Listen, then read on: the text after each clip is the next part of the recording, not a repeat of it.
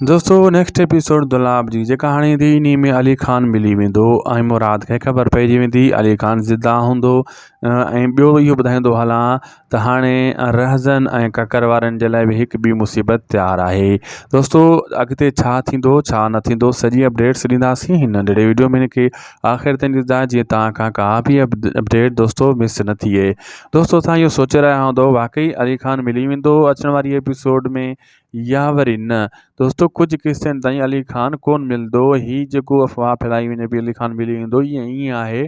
कुछ किस्तनि ताईं नज़र न ईंदो कुछ किस्तनि खां पोइ अली खान ॾेखारियो वेंदो बिल्कुलु ॾेखारियो वेंदो त अली खान ज़िंदा आहे अली खान किडनैप आहे। अहिड़े हिसाब सां जेको आहे दोस्तों उहे अली खान जो इलाज भी कंदा आहिनि ऐं तमामु जल्द ॿ टे किस्तनि जे अंदरि उनजी झलकी तव्हांखे ॾेखारी वेंदी।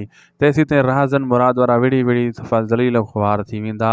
इन शइ जो शाहनवाज़ खान भरपूर फ़ाइदो खणंदो ऐं शाहनवाज़ खान पंहिंजे माण्हुनि खे चवंदो अली खान खे तव्हां ॻोल्हियो अली खान आहे किथे जिथे बि अली खान आहे इन खे पूरो करे छॾियो जीअं राज़न वारा मुराद वारा अञा विड़ी बर्बादु थियनि ऐं मुराद खे ईअं पक थिए त राज़न वारनि मुंहिंजे भाउ खे मारे छॾियो। ऐं उहो जेको आहे मुराद वारा बि सुख छो फ़िलहालु मिठाल खे कान छॾींदा। असांखे ॾींदा इजाज़त मिलंदासीं तव्हां सां नेक्स्ट वीडियो में। लाइक सब्सक्राइब शेयर ज़रूरु कंदा। अल्लाह हाफ़िज़।